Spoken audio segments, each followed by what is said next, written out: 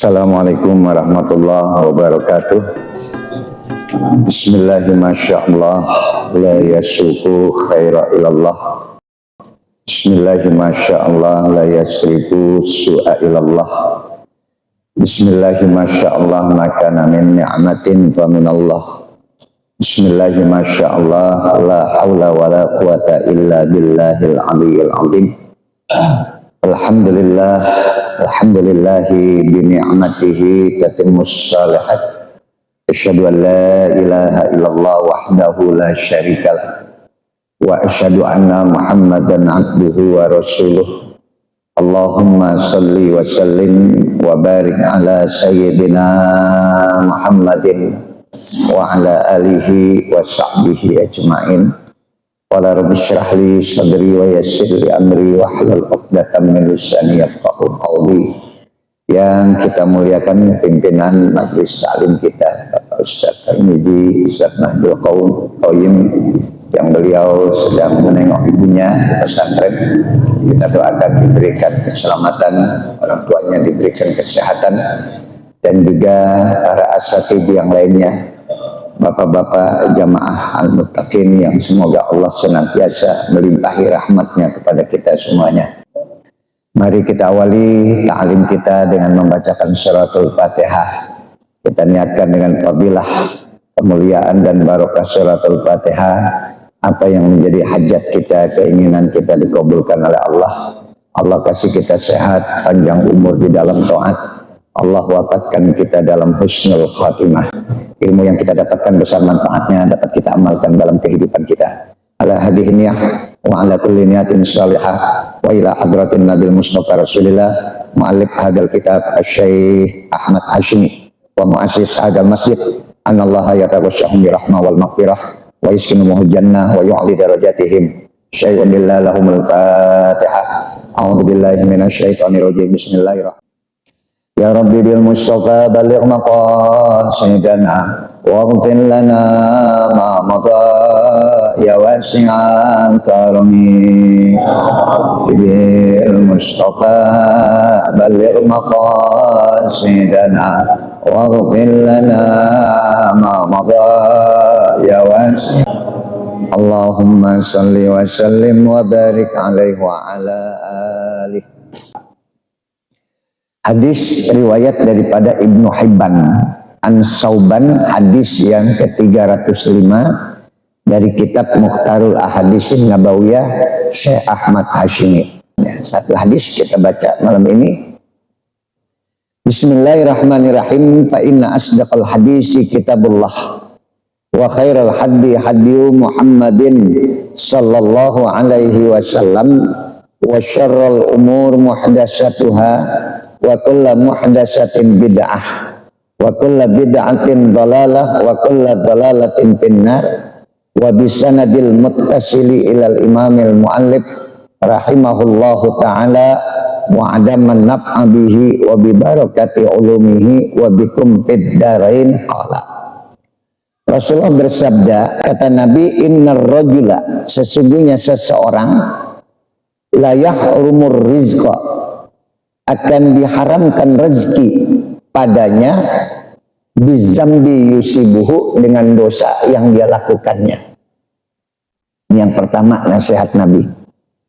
Yang kedua kata Nabi, wala yaruddul qadara illa du'a, tidaklah takdir itu akan berubah, tertolak. Yaruddu, ya. Jadi la yaruddul qadar, tidaklah takdir itu akan tertolak illa doa, kecuali dengan kekuatan doa. Yang ketiga nasihat Nabi, wala yazidu fil umri, tidaklah umur itu bertambah illal bir, kecuali dengan kebaikan. Hadis Ibnu Hibban an Sauban. Jadi tiga nasihat Nabi buat kita semuanya.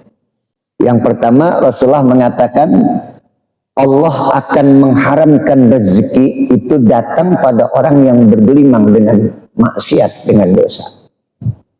Jadi la yuhramur rizqa, Allah haramkan, sungguh, yaitu sumpah, ya. Allah bersumpah, aku bersumpah tidak akan kuberikan rezeki kepada orang-orang yang bergumul dengan dosa, bergelimangan dengan dosa, nggak ada rezekinya. Nah ini pertanyaannya kan, ukurannya rezeki itu apa? Kan ada orang yang ngomong, saya banyak maksiat, duit saya banyak, dagangan saya laku, usaha saya lancar, padahal saya banyak berbuat maksiat. Itu bukan rezeki, itu istidrat, diulur sama Allah, dibiarkan dia dengan dosa-dosanya, dan rezekinya bukan rezeki, itu diulur, istidrat namanya. Sampai nanti di puncak daripada kenikmatan dunia yang dia dapatkan, Allah jatuhkan sekeras-kerasnya, Allah hinakan sehina-hinanya. Maka istidrat itu gambarannya seperti ikan, Pak. Ikan yang dipancing. Ini sering mancing nggak? Hah? Ya kalau di sini nggak ada lah. Itu di depan pesantren ada pemancingan itu. Iya. Jadi kalau orang mancing itu teknik untuk nangkep ikan itu kan nggak langsung ditarik, Pak. Diapain? Diulur sampai ikannya capek. Bayangkan kalau ikan itu nggak capek, wah berontak dia waktu ditarik. Makanya saya baca di YouTube orang mengail ikan tuna itu nggak langsung dipaksa, Pak. Rusak dagingnya tadi. Maka ketika dia mengail ikan tuna, menangkap ikan tuna, dibiarkan capek dulu ikan itu. Capek baru diangkat pelan-pelan. Nah, yang namanya istidrat dibiarkan dia dengan rezeki atau dengan materi yang dia dapatkan, dengan dunia yang dia dapatkan, sampai dia lelah dengan dunianya. Sampai dia capek dengan dunia, sampai dia lupa. Dunianya begitu banyak, tanahnya di mana-mana, sampai dia lupa tanahnya tadi. Ini benar tanah saya, dan habis waktunya hanya untuk ngurusin dunia saja. Sampai dia lupa dunianya itu nggak ada nilainya, nggak ada manfaatnya nanti di akhirat. Jadi Allah haramkan itu rezeki buat orang-orang yang bergelimang dengan maksiat. Bukan yang dimaksud rezeki itu adalah dunia, tetapi tadi kenikmatan kita bisa ibadah, rezeki dari Allah. Kemampuan bisa sholat malam, itu rezeki dari Allah. Kemampuan kita untuk bisa baca Quran, menghatamkan Al-Quran, kemampuan kita untuk bisa bersedekah, itu rezeki yang Allah berikan. Kemampuan kita bisa ibadah, itu rezeki yang nggak bisa diukur dengan materi. Jadi itu yang dimaksud Allah haramkan rezekinya untuk orang-orang yang bergelimang dengan maksiat. Tetap setiap orang ada rezekinya masing-masing. Ya. Tapi sekali lagi, rezeki yang dimaksud itu ya bukan dunianya, bukan. Kita kan selalu mengukur rezeki itu dengan materi, padahal rezeki kita itu pada umur 4 bulan udah ada takarannya. Betul nggak? Coba ada hadisnya kan, arba'ina yauman nutfah, arba'ina yauman alaqah, arba'ina yauman mudghah. 40 hari proses terjadinya manusia. 40 hari dia masih berupa nutfah. Bukan sperma nutfah itu.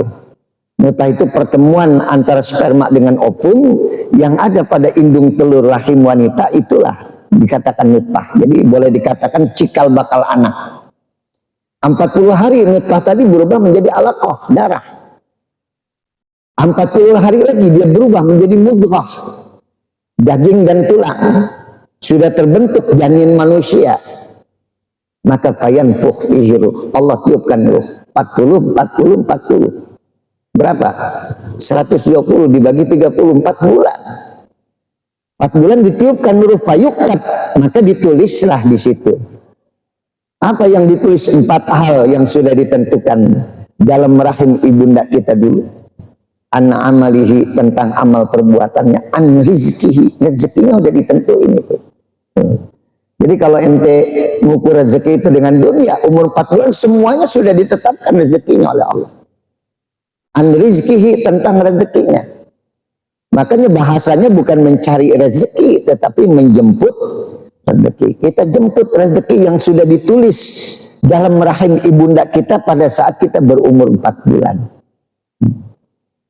Yang udah di depan mata, kalau belum ditulis di lauhul mahfuz sebagai rezeki kita, Pak, bisa hilang. Bener nggak?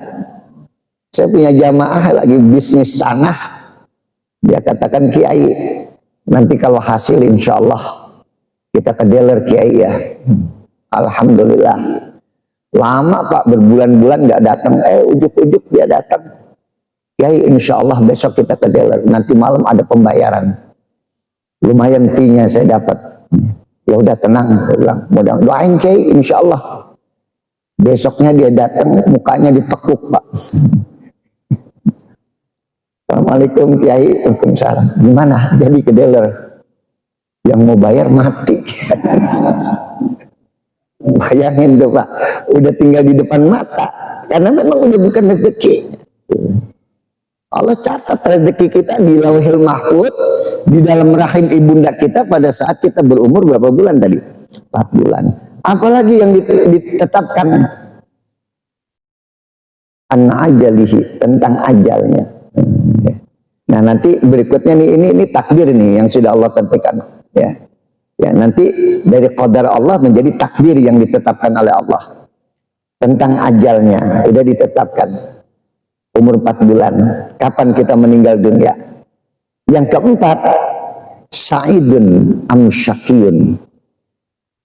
Antum bakal masuk surga atau neraka, bakal bahagia atau sengsara nanti di akhirat, itu udah ada catatannya umur 4 bulan di Lauhil Mahfuz. Dalam rahim ibunda kita dulu.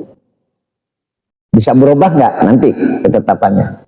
Tetapi sekali lagi, yang dimaksud dengan rezeki itu bukan sekedar materi, tapi rezeki yang Anda tabung di dunia, yang Allah berikan kepada Anda menjadi rezeki nanti di akhirat.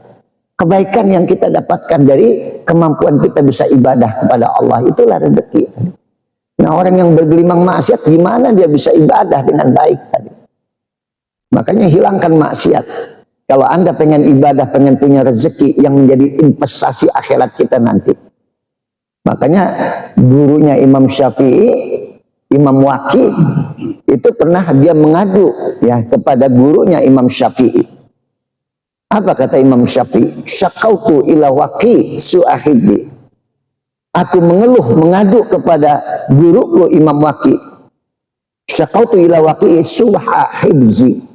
Sulit aku untuk menghafal. Itu kan rezeki, bisa menghafal Quran, menghafal ilmu pengetahuan. Aku sulit untuk menghafal. Maka guruku Imam Waqi mengatakan, fa akhbaroni bi annal ilma nurun. Maka aku diberikan kabar oleh guruku Imam Waqi bahwasanya ilmu itu adalah cahaya. Dan itu rezeki dari Allah. Kalau Anda tidak berilmu, Anda tidak bisa mencari nafkah yang mungkin bisa berlebih daripada yang sudah ditetapkan oleh Allah tadi. Maka ilmu itu yang bakal mengangkat, yang bakal menjadikan apa yang dengan ilmu kita itu kita mendapatkan rezeki tadi. Ya. Fa'arsyadani ila tarkil ma'asi. Dan setelah aku dikasih kabar oleh guruku ilmu itu adalah cahaya, maka dianjurkan aku untuk tarkil ma'asi, meninggalkan maksiat. Fa akhbarani bi annal ilma nurun, dan aku dikabarkan bahwa ilmu itu adalah cahaya. Wa nurullah la yuhdalil as. Cahaya Allah tidak akan diberikan kepada orang yang bergelimang dengan maksiat. Imam Syafi'i 6 tahun sudah hafal Quran Pak. Dan untuk menghafal Al-Quran, dia jauhkan segala maksiat. Karena ilmu adalah cahaya. Dan Allah tidak akan memberikan cahayanya kepada orang yang bergelimang dengan maksiat. Ini yang dimaksud tadi. Allah tidak akan memberikan rezeki kepada orang-orang yang bergelimang dengan maksiat. Nah, yang kedua, apa yang dikatakan oleh Rasulullah? La yaruddul qadar illa du'a. Tidaklah takdir itu akan berubah melainkan dengan kekuatan doa. Allah sudah tetapkan tadi. Umur 4 bulan, rezeki kita, ajal kita, amal ibadah kita, bahkan sampai ketetapan kita bakal masuk surga atau neraka, umur 4 bulan, skenario hidup kita udah ada semuanya di situ. Bisa berubah nggak? Bisa. Dengan apa? Dengan kekuatan doa. Ya, maka kalau ada yang mengatakan Kalau jalan hidup kita, skenario hidup kita sudah ditetapkan bahwa kita bakal masuk ke dalam api neraka, ngapain lagi kita hidup? Justru ketika Allah berikan Anda kehidupan dan Allah tetapkan takdir yang akan terjadi nanti kepada Anda harus berusaha untuk merubah tadi. Ya, innallaha la yughayyiru ma biqaumin hatta yughayyiru ma bi anfusihim. Allah tidak akan merubah takdir seseorang selama dia mau merubah dengan dirinya sendiri tadi. Walaupun sudah ditetapkan apa yang bakal terjadi terhadap diri kita, Allah berikan akal, Allah berikan pikiran, Allah berikan kekuatan kepada kita untuk berusaha merubah dari takdir yang tidak baik menjadi baik. Maka tidaklah takdir itu akan berubah kecuali dengan kekuatan doa. Jangan pasif. Ya, udah miskin begini mau diapain lagi, udah takdir. Tapi Anda nggak mau berusaha. Ya, namanya orang bodoh. Udah takdir dari Allah. Tapi Anda nggak mau ngaji. Kebodohan itu akan berubah dengan usaha Anda. Rezeki itu akan berubah dengan usaha kita. Maka la yardul qadar illa doa. Tidaklah takdir itu akan berubah melainkan dengan kekuatan doa. Makanya ada satu riwayat menceritakan ketika ada seorang ahli ibadah, abid, ya. Namanya abid, ya. Abid itu ahli ibadah. Ya, dia sudah 60 tahun ibadah. Dan satu waktu berkaitan dengan takdir tadi, Allah perkenankan malaikat melihat nasibnya di Lauhul Mahfuz. Ya, itu ada catatannya, diperkenankan malaikat untuk melihat.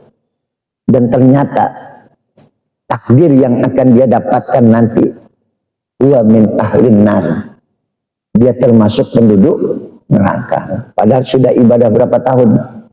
60 tahun. Sampai malaikat bingung, ya Allah kok bisa begini? Dia kan sudah ibadah 60 tahun, tapi kenapa kau tetapkan dia termasuk min ahlin nar? Turun aja ke dunia. Lihat, ini abid ini, ahli ibadah ini benar nggak ibadahnya? Coba kamu lihat.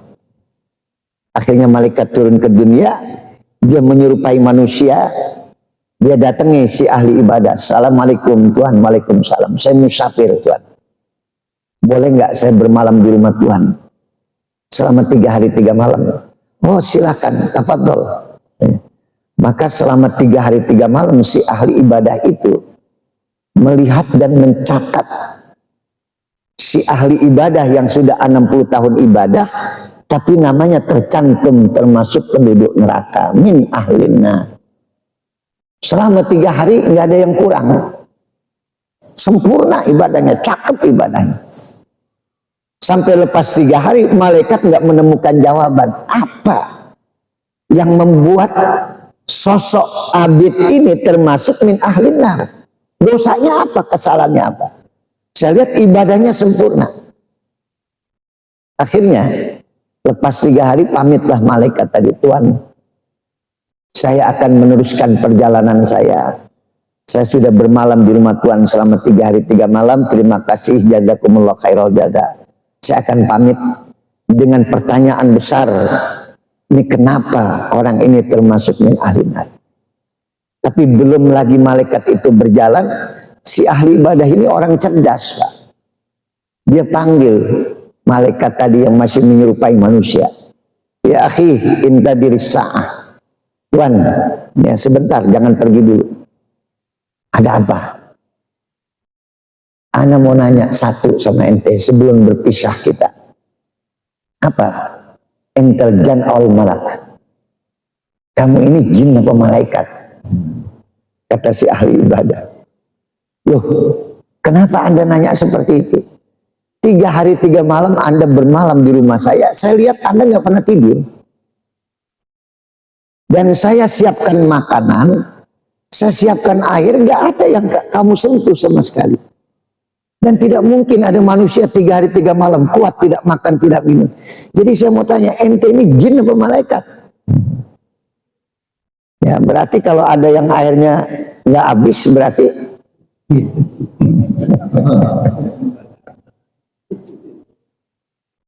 ini jin apa malaikat ente? Akhirnya sang malaikat mengatakan, anal malaik, saya adalah malaikat. Alhamdulillah. Alhamdulillah. Saya kedatangan tamu suci dari sisi Allah. Ada kabar apa tentang diri saya? Kata sang malaikat, ada kabar yang menggembirakan, ada kabar yang tidak menggembirakan. Apa kabar yang menggembirakan? Saya bisa bertemu dengan orang soleh seperti Anda. Si Abi tadi mengatakan 2 kali, alhamdulillah, saya dianggap sebagai orang soleh. Tolong, kabar yang tidak menggembirakan apa? Malaikat bimbang juga, Pak. Kata malaikat, ente kuat gak nih? Coba bayangin tuh. Ente kuat gak? Apa kabar yang tidak menggembirakan? Inna min ahlin nar. Aku melihat catatannya, kamu itu termasuk penduduk neraka. Apa kata si ahli ibadah? Alhamdulillah. Berapa kali itu? Malaikat tambah bingung. Lah kalau model kita, datang malaikat ngabarin kita bakal masuk neraka, berhenti nggak ngaji kira-kira? Berhenti nggak ibadah?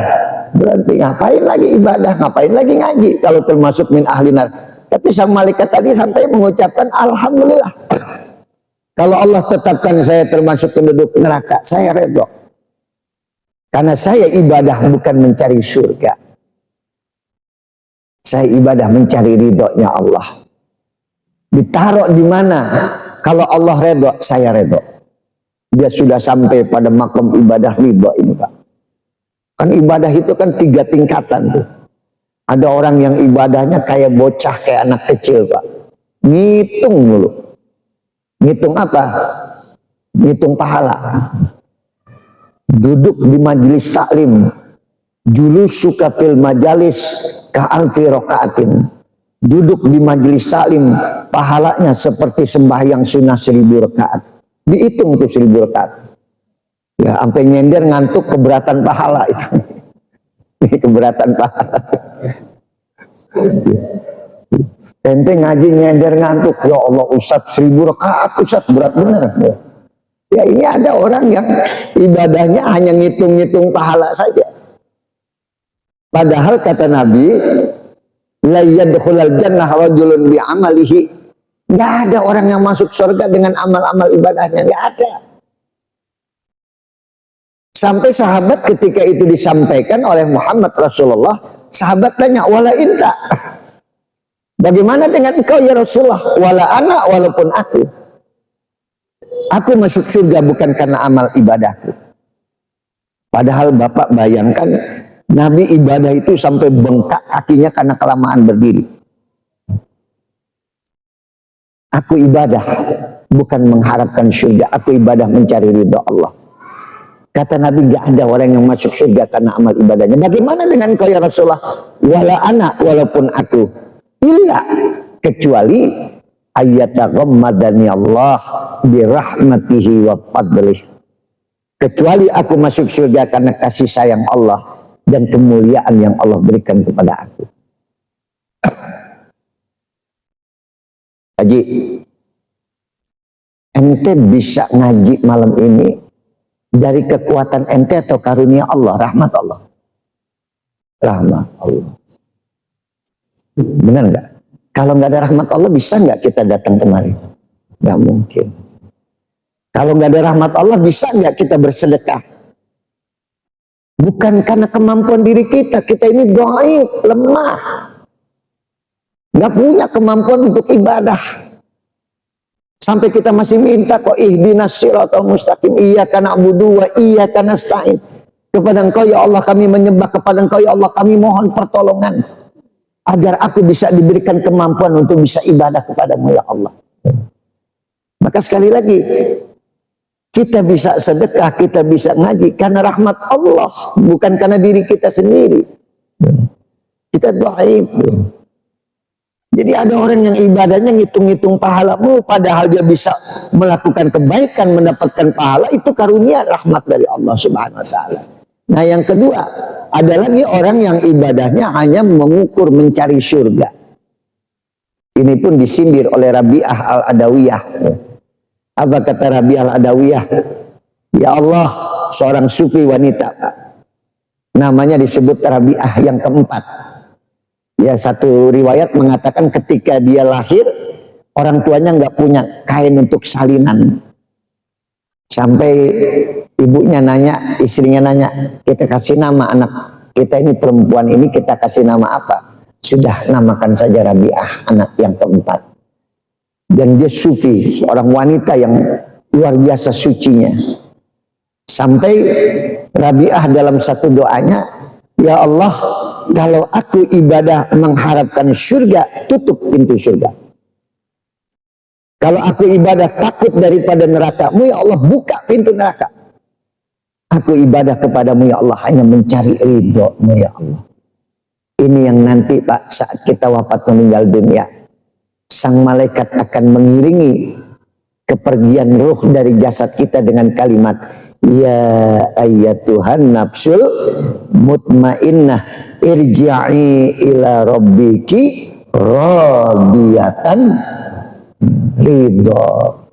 Dia sudah redho melewati hidup dengan kepayahan, dengan kesulitan, dan Allah redho terhadap dirinya. Ini yang dikatakan tadi, ibadah yang paling tinggi adalah ibadah mencari ridhonya Allah Subhanahu wa ta'ala. Jadi sama si ahli ibadah tadi mengatakan, andai kata aku ditetapkan sebagai ahlun nar, aku redho, karena ibadahku bukan mengharapkan surga. Tadi kau kasih tahu aku termasuk min ahli nar, alhamdulillah. Ya sudah, kata sang malaikat, saya akan lapor kepada Allah. Dia lapor, ya Rabb, aku sudah mendatangi si ahli ibadah tadi. Yang kau katakan dan yang kau catat, ya Allah, takdirnya akan masuk ke dalam api neraka. Iya. Lalu ketika kau beri kabar, apa yang dia ucapkan? Dia ucapkan alhamdulillah, ya Allah. Kau lihat namanya di Lauhul Mahfuz. Ketika malaikat lihat namanya sudah berubah dari ahlun nar menjadi ahlul jannah. Malaikat tanya, apa yang bisa merubah? Ucapannya tadi alhamdulillah. Itu yang merubah. Doa. Paham nih? Nasib ente nggak pernah berubah. Kalau ditanya susah melulu. Pak Haji, gimana kabarnya? Pala puyeng banget, urusan banyak. Padahal ketika ditanya ucapan apa tadi? Alhamdulillah. Ya. Pak Ustadz Tarmidi, Ustadz Ismet, gimana kabarnya? Alhamdulillah Kiai, sehat. Sehat. Doa itu. Ya. Jangan susahnya yang disebutin, yang nggak berubah-ubah tadi. Padahal yang bisa merubah itu adalah kekuatan apa tadi? Doa kita, usaha dan doa kita. Paham ya? Gimana kabarnya? Gimana kabarnya? Alhamdulillah. Ini romannya kelihatan mukanya lagi bengar banget, lagi banyak duit. Itu yang nggak punya Ustadz ya kan. Tapi alhamdulillahnya jangan apa tadi? Jangan hilang. Udah paham? Yang keberapa itu? Yang kedua. Ya, jadi kalau ditanya alhamdulillah, gimana kabarnya? Sehat. Ya, kelihatannya punya duit apa enggak? Nah, itu yang enggak ada. Tapi alhamdulillah Allah kasih sehat, itu lebih daripada segala-galanya. Nah, yang terakhir kata Nabi, wala yadidu fil umri illal bir. Tidaklah seseorang itu bertambah panjang umurnya kecuali hanya dengan kebaikan. Siapa orang yang kita sebut dengan panjang umur? Orang yang selalu melakukan kebaikan dan meninggalkan kebaikan. Karena kebaikan yang dia tinggalkan terus tercatat namanya. Dan itu yang membuat dia terus panjang umur. Walaupun dia sudah wafat meninggal dunia, namanya masih kita sebut. Dengan kebaikannya tadi. Belum lagi di akhirat. Orang yang gak melakukan kebaikan, selesai. Begitu masuk neraka gak ada lagi tercatat namanya. Habis sudah.